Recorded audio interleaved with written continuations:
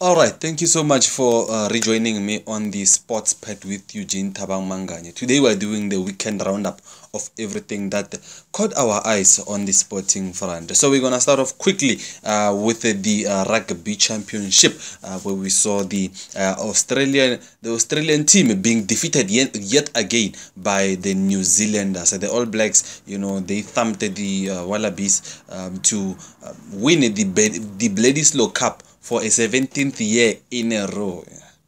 This team is dominating. I don't think in world sports there's a team that dominates like the All Blacks. You can take any other team anywhere. Celtic at Scotland, you can take even Italy, you can take Juventus, but there is no team that dominates their discipline like New Zealand. So big ups to them. We saw also Argentina reversing that defeat they had to South Africa the past weekend by beating South Africa this weekend. So they are doing very, very well, the Argentinians. So next up, they will be facing the All Blacks in 2 weeks' time, while South Africa will be going to visit the Australians. As well, this weekend, we also saw that the Currie Cup continued. We saw the past weekend the Blue Bulls had won against I think they won against the Griquas, but this time around they went to the Shark Tank and got walloped. And then next weekend they will be playing against the Golden Lions, who themselves won comprehensively so in the past weekend. I think they beat the Griquas by 62 points to 10, something like that.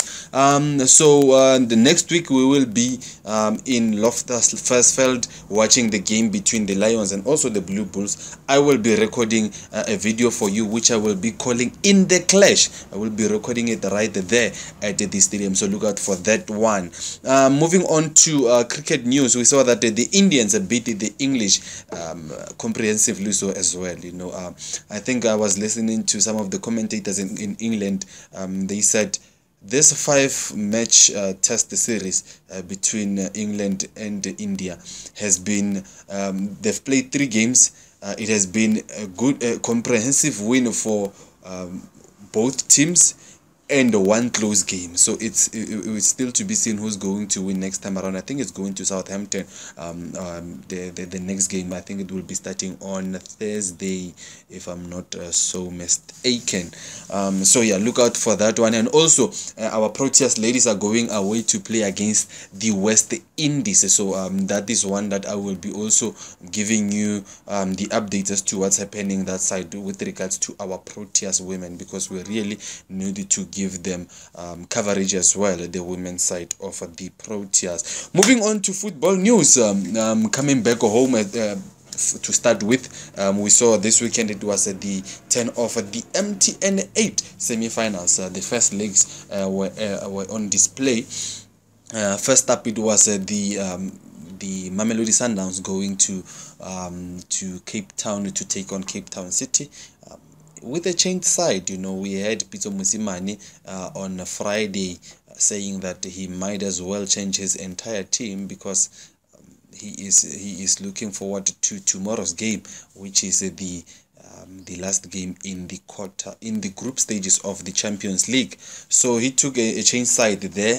It competed very well. I think they hit the bar 3 times, did Mamelodi Sundowns, but at the end of the day they lost by 1-0, and I think he won't be so disappointed, Pitso Mosimane, given that he still has a second leg to play and they're not too far away from equalizing and making sure that they win the second leg. And also on Sunday, we saw at the Atteridgeville at the Lucas Masterpieces Moripe Stadium, Kaizer Chiefs drew 2-2 with the SuperSport United, taking that 2 away goals. Kaizer Chiefs, and there were nice displays from the former CBD teammates, which is Castro and also Billiard. We know that they're missing Dolly, but yeah, whoever is there, I think they can fill up that that Dolly plays, particularly in Jangas, who is looking very, very dangerous in the middle of the park. So another big thing that happened in the football at home is that Mamelodi Sundowns lost to Wydad on last Friday. Lost to Wydad. Now this Tuesday they're playing tomorrow against Horoya FC. It's a must win. If Sundowns don't win, they don't go through to the quarterfinals of the CAF Champions League. I will be there tomorrow to cover that game, which will be featuring Mamelodi Sundowns and Horoya. Horoya just need a draw against Mamelodi Sundowns, so look out for the vlog for that one, and also the post-match press conferences from both coaches tomorrow afternoon. Going away to England, we saw some nice football games. For the first time this season, Arsenal won. Yes, they won by 3-1. It hasn't been a good season so far for Aubameyang, but that young lad Guendouzi is kind of finding his feet in the Arsenal setup. But yeah, the team won. The first goal was scored there by Arnautovic of West Ham. The equalizer for Arsenal, it was scored by Nacho Monreal, and then the equalizer, the 2-1 goal was an own goal, and then the 3-1 was by Welbeck.